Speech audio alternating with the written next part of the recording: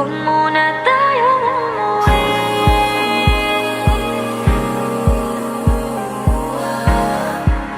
Dito muna.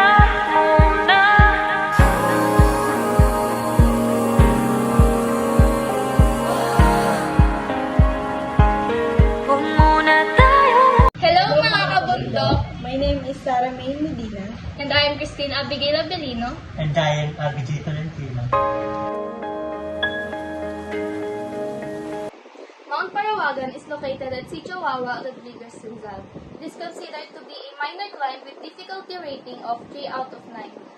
The climb is approximately 5 kilometers distance from the drop-off point to the summit, and you have to head back to the drop-off point with a total of around 10 kilometers. The first 2.5 kilometers of the climb is a road, while the remaining 2.5 kilometers is an uphill trail climb.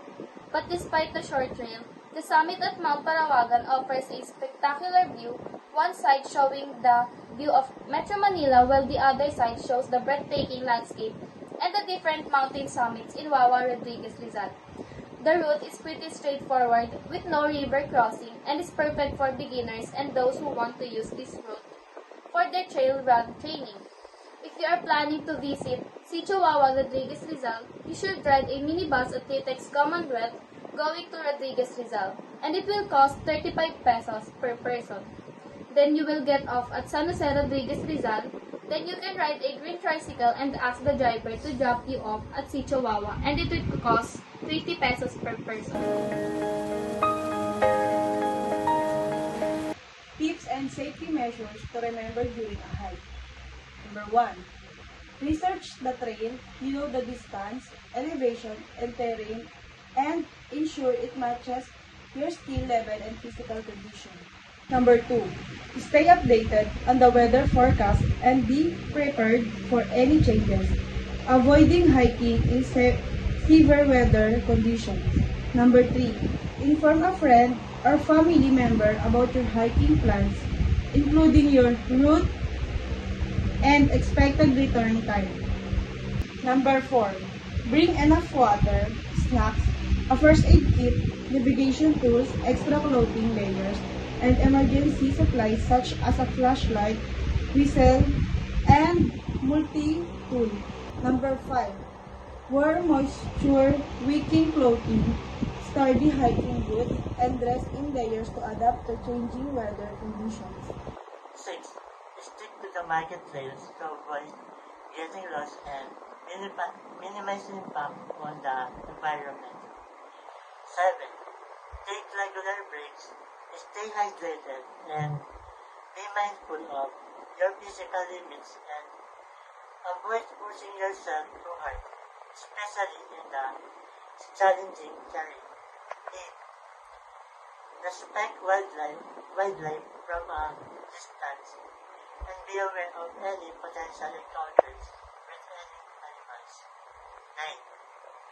Pack out all the trash, respect nature, and leave the trail as you found it to preserve the environment for others. 10. Whenever possible, hike with a companion or in a group for added safety.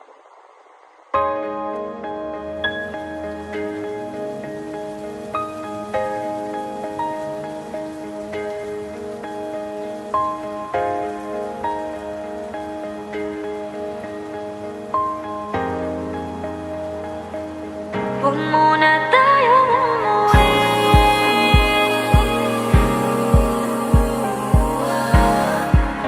Dito muna.